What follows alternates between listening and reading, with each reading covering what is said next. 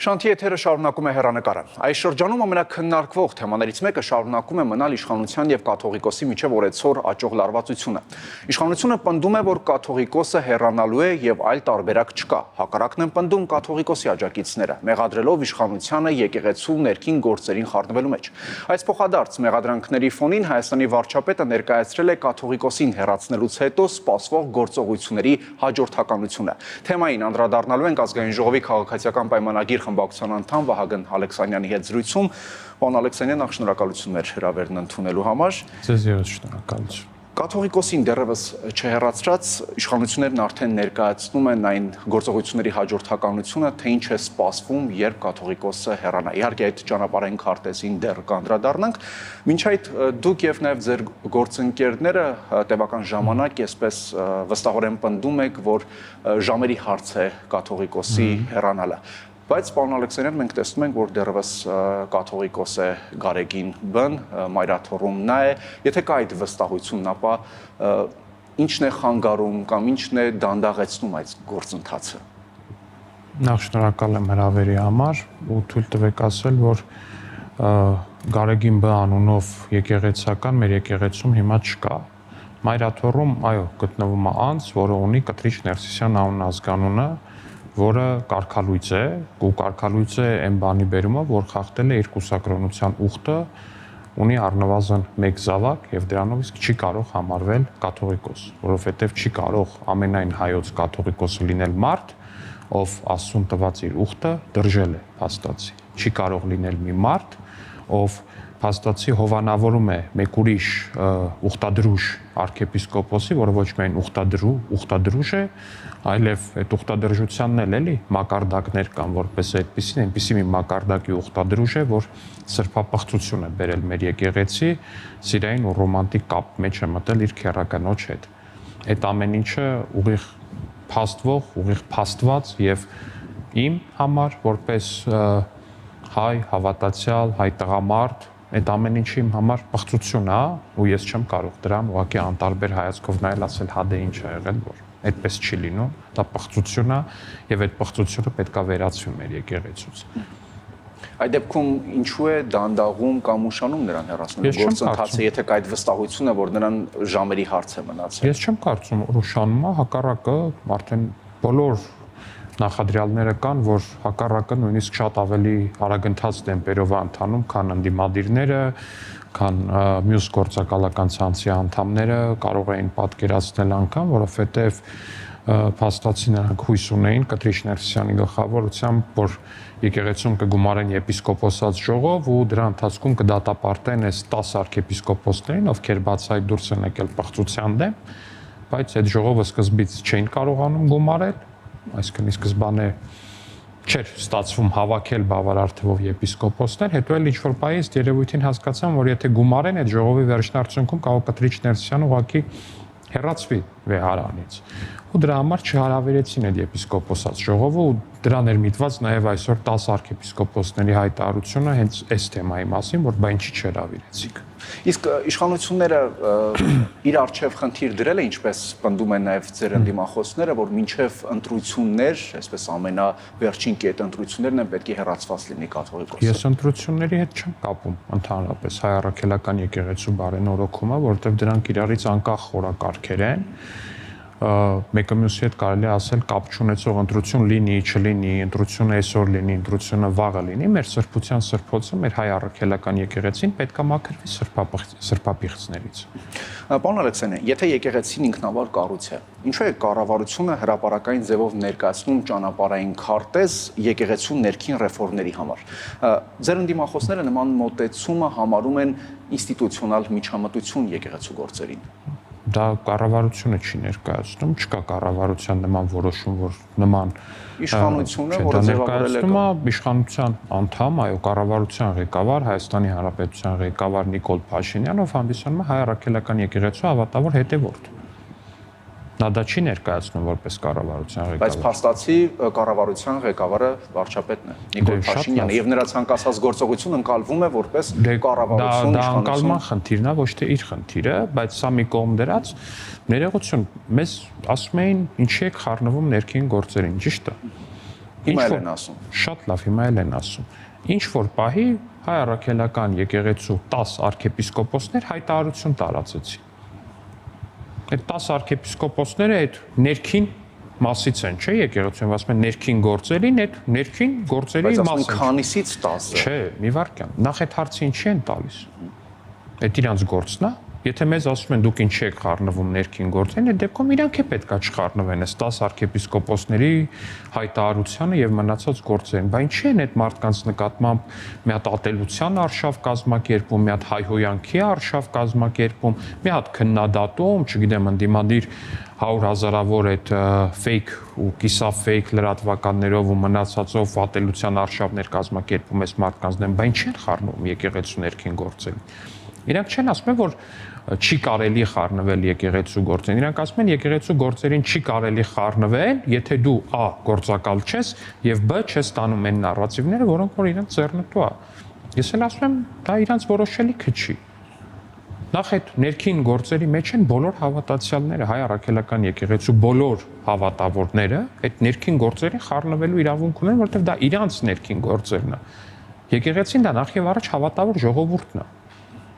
Եվ հետո նոր մնացած, եւ հետո նոր շենքը շինությունը եւ մնացած։ Առաջ Աստվածը, հավատավոր ժողովուրդն է, եւ հետո շենքն է, շինությունն է, այս մեկն է, այն մեկն է, կարգն է, կանոնն է, այս մեկն է։ Բայց ասեք, այդ ճանապարհային քարտեզը ներկայացնելուց, հատկապես այդ ներկայացնելուց հետո ձեզ ուղղված քննադատությունները ձեր ընդդիմախոսների կողմից եղան նաև այնպիսին, որ տեսեք, իշխանությունները ցանկանում են այդ կերպ իրենց համար նոր եւ կառավարելի ղեկավարություն եկեղեցում ձևավորել։ Հակառակը իշխանությունները ուզում են միայն Աստծո խոսքով եւ Աստծո կամքով կառավարվող եկեղեցի տեսնել Հայաստանում, ինչը փաստացի չկա, որովհետեւ ցավոք սրտի մեր եկեղեցին կառավարվում է այդ թվում օտարերկրյա գործակալների կողմից, ու սրա մասին կան բազմաթիվ հրապարակումներ մամուլում, որովհետեւ կներեք ինձ, բայց իմ սիրտը ցավում է, երբ որ մեր եկեղեցու պատերին ինչ որ մեկը փակցնում է այս կամ այն ռուսաստանցի օլիգարխի նկարը։ Իմ սիրտը դա ցավացնում է, հազար ներողություն։ Մեր եկեղեցու պատերին կարող է լինել Հիսուս Քրիստոսի պատկերը, կարող է լինել սրբերի պատկերը, Աստվածամոր պատկերը,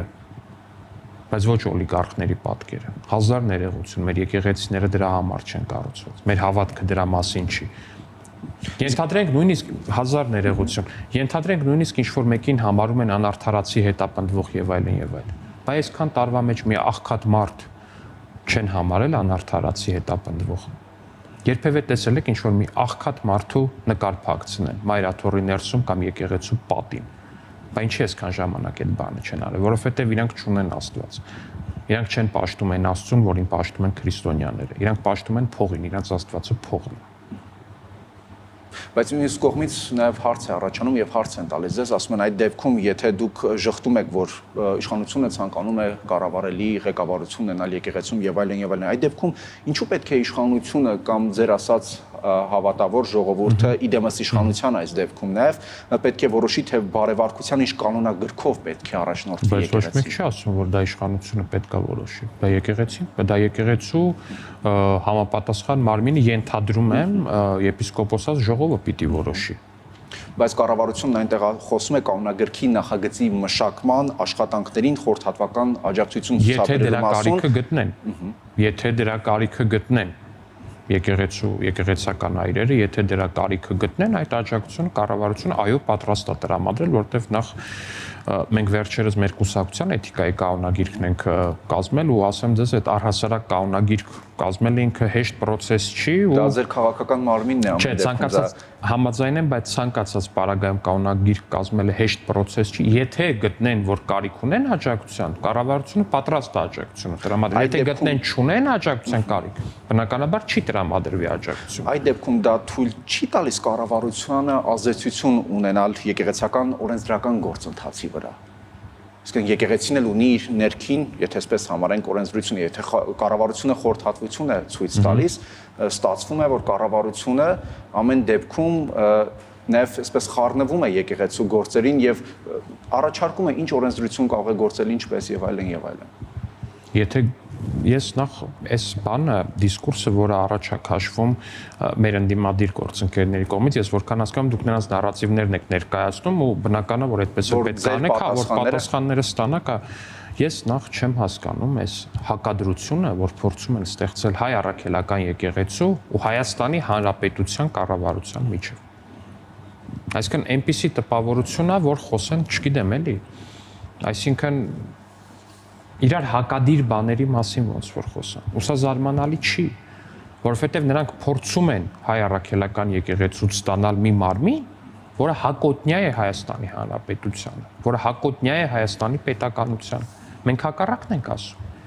Մենք ասում ենք, որ հայ առաքելական եկեղեցին պետք է հայոց պետականության բաղադրիչ լինի։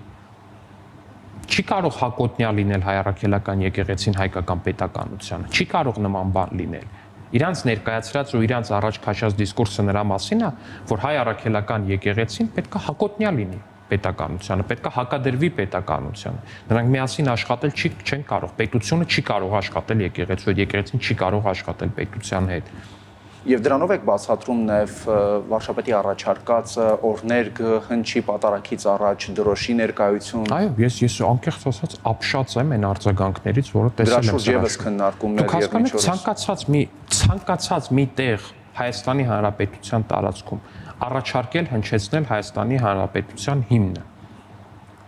Առողջ մարդը, Հայաստանի Հանրապետությունը սիրող, Հայաստանի Հանրապետության համար իր հասարակ քաղաքացիական պարտքը կատարել պատրաստ մարդը, ինչի պետք է այդ մտքից վաց գա։ Ասում են դա առաջարկ չի, պարտադրանք է։ Որտեղ է այդ պարտադրանքը նշмарվում։ Որտեղ է այդ պարտադրանքը նշмарվում։ Դա պարզապես առաջարկություն է։ Պարզապես առաջարկություն է, բայց ես չեմ հասկանում, որտեղից այդ ատելությունը Հայաստանի Հանրապետության օրներքի նկատմամբ, որտեղից այդ ատելությունը Հայաստանի Հանրապետության պետական դրոշի նկատմամբ։ Այսինքն հասկանում եմ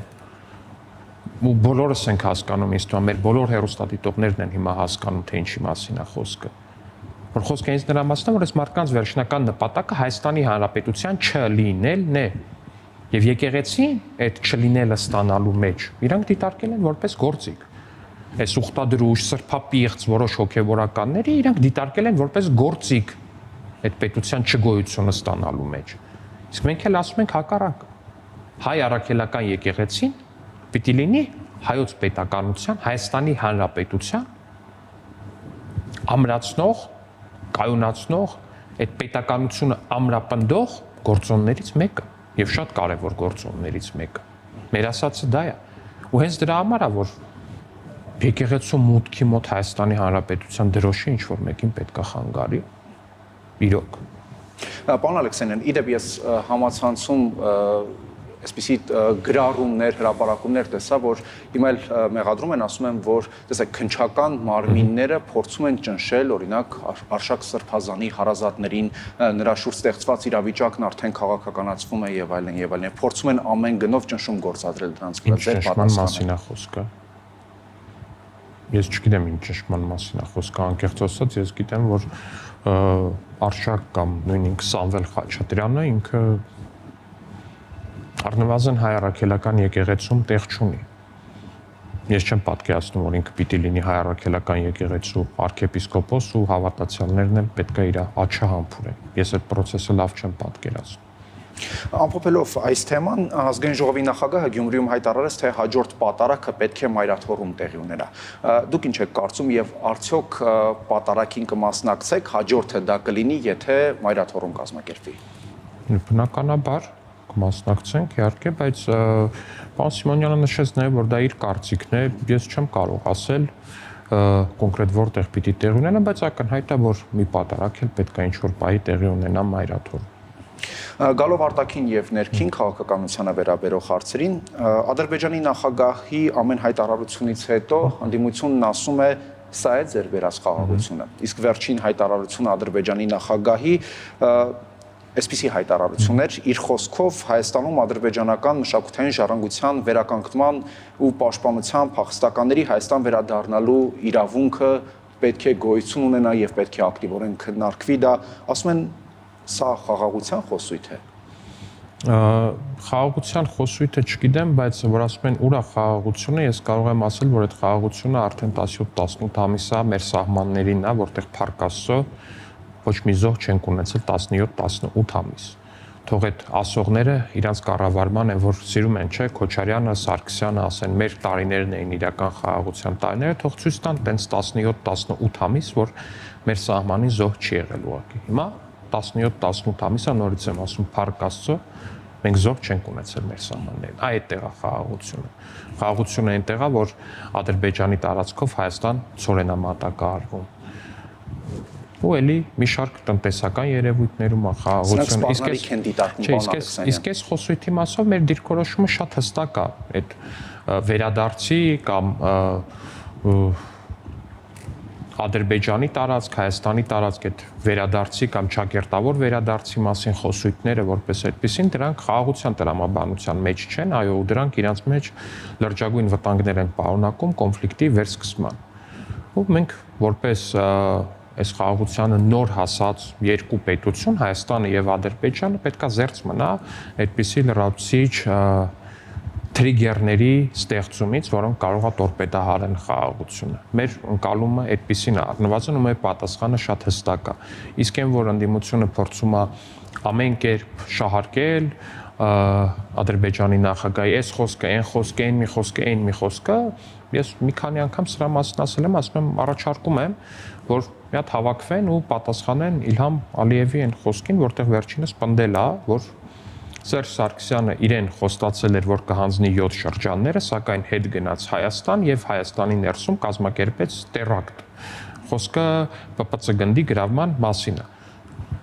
Եթե գտնում են, որ Իլհամ Ալիևի խոսույթը պետք է բերել Հայաստանի ներքաղաքական դաշտ, շատ լավ, թող այս պնդմանը պատասխանեն ու բերեն հարցը մյուս խոսույթները բերեն Հայաստանի ներքաղաքական դաշտ։ Եթե դրան չեն պատասխանում, ուրեմն թող բարի լինեն, չբերեն ներքաղաքական դաշտ։ Այս խաղաղության համատեքստում դուք շատ եք խոսում ընտրություններին հատկապես ընդառաջ, նաև խաղաղությունը տորպեդահարելու եւ այլն, այդ համատեքստում հիբրիդային հարձակումների մասին հայտնի դարձավ նաև, որ Եվրամիությունն է գումարներ տրամադրում Հայաստանին այդ պայքարի համար, ինչպես են հիմնականում դրսևորվում այդ հարձակումները, ապատեղեկատվության տարածում, քաղաքական ճնշում, թե այլ մեթոդներ էլ կան։ Միանշանակ ապատեղեկատվության գերդոզավորմամբ, այսպես տարածում, գիշեք ինչ ֆեյքեր էին տարածվում վերջին 1-2 ամսվա մեջ, օրինակ չգիտեմ, որ ֆրանսիական ընկերությունը Դիլիջանում թունավոր թափոնների, Դիլիջան ազգային պարկում թունավոր թափոնների ինչ-որ կենտրոն է սարքում, ֆեյք էր, որը ինչ-որ մի հատ ֆեյք կայք էին բացել, որը այնց սա տպագրել էր ու հայկական մամուլն էլ, ընդդիմադիր մամուլը, որը շատ հաճախ ցավոք սրտի չի տարբերվում, լավ, վիրավորական բառ չասեմ, այդ մամուլը դա բերել էր Հայաստանում ու տարածում էր այդ կեղծ կայքում, ինչ որ 2 օր առաջ բացված կեղծ կայքից բերել էր այդ հոդվածը տարածում էր, դա ֆեյք էր։ Բարբերաբար փորձ է արվում վարչապետին կամ նրա ընտանիքին վերագրել այս կամ այն բանը, որը նրանք ուղղակի ֆիզիկապես չունեն։ Այսինքն ոնց է, չէ, օրինակ երբ որ ես կամ ինչ-որ մեկ ասում է Ռոբերտ Քոչյանը դոլարային միլիոնատեր է, դա կարելի է ապացուցել այսպես գնալ, ուղղակի նկարել այս մարդու, այսինչ ունեցվածքը ցույց տալ, նրա բանկային հաշիվները, նրա բիզնեսները, այս մեկը, այն մեկը։ Այս պարագայում, քանի որ մարդիկ հասկանում են, որ կոռումպացված պետությունը հարստահարած ու պետության հաշվին հարստացած պաշտոնյան դա չարիք է, փորձում են այդ իրանց մեղքերը վերագրել մեզ, այս կամ այն տարբերակով ու հենց բայց քանի որ դա սեփական անձով անելը այդքան էլ լավ բան չի, որտեղ միանգամից ստիպված ես լինելու դատարանում հերքել ու փոխհատուցում վճարել դրա համար, դա անում են այս ֆեյքերի միջոցով ու շատ մեծ բոտերի քանակ կա, որը տարածում է այս ամեն ինչ սոցիալական ցանցերում, դրա համար մեր քաղաքացիներին հորդորում եմ շատ առնվազն թերահավատորեն մոտենալ ցանկացած բանի, որը տեսնում եք ինտերնետում։ Թերահավատորեն։ Այսինքն դա ձեզ միայն ապատեղեկատվությամբ է դրսևորվում, ինչ եմ սա հարցնում, որովհետև գաղտնիք չէ, որ երբ ասում են հիբրիդային հարձակում բան, այսպես առաջին կենտրոնը, որ նաև թեկուզ ոչ հրապարակային, բայց ենթատեքստում խոսում է Ռուսաստանի մասին։ Դա նաև քաղաքական գործիչների գնահատականներն են, նաև վերլուծաբաններ կան, ովքեր այդ կարծիքին են։ Այսինքն թեկուզ տարբեր խողովակներով Հայաստանի կառավարության իշխանության վրա այդ կողմը ճնշումներ փորձում է իրականացնել, թեկուզ ոչ այսպես ակնհայտորեն։ Չէ, ես չեմ կարող ասել, որ նման բան կա, բայց Ռուսաստանի հետ կապը առնվազն ապատեղեկատվության արշավներից մեկի հետ կապված, կարծում եմ շատ տեսանելի էր, երբ որ ասում Ռուսաստան, նկատի չունեմ հենց ղեկավարությունը, որտեղ առնվազն դա փաստող որևիցե բան չկա, բայց կա օրինակ պարոն, չգիտեմ ինչքանով երջանկահիշատակ Պրիգոժինի բանը կա, ֆոնդ կա հայտնի, որով կա հատուկ տենց ինչ-որ մեդիա ռեսուրսներ եւ դրանցով կոնկրետ ֆեյքեր էին տարածվում վերջին շրջանում եւ ապացուցվեց կապը նրա հետ, նրա այդ ֆոնդի հետ, ապացուցվեց, որ դա ապատեղեկատվություն է եւ հիբրիդային հարձակում է Հայաստանի Հանրապետության դեմ ու դրանով իսկ արդեն իսկ կարելի ասել, որ այդ կապը, այո, շատ հստակ տեսանելի է։ Մյուս կողմից էլ կապը տեսանելի է այնքանով, որ Հայաստանի ընդդիմադիր շերտերը, առնվազն երկրորդ, երրորդ նախագահի շերտերը, նրանք Հայաստանը միութենական պետության կազմ մտցնելու եւ Հայաստանի ինքնիշխանությունը զիջելու ջատագովներ են, ու այդ ֆեյքերը, որոնք որ տարածվում են այդ ուղղությունից, ակնհայտորեն սպասարկում են նրանց քաղաքական շահեր, ու հետեւաբար այդ կապը, այդ քարտեզը բոլորիս համար տեսանելի է։ Շնորհակալություն։ Ձեզ նույնպես։ Հեռանկարում ազգային ժողովի քաղաքացիական պայմանագիր խմբակցության անդամ Վահագն Ալեքսանյանն էր։